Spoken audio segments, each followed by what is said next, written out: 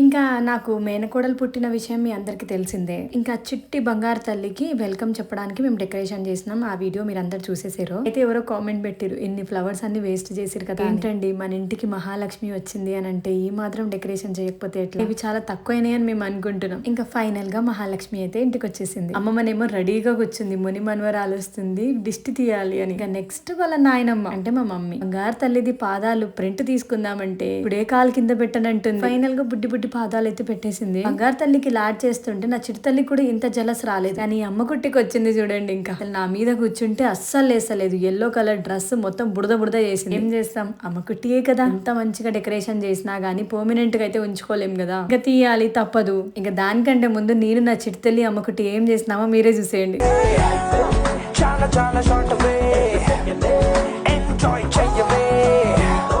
నువ్వు ఫైట్ చెయ్యవే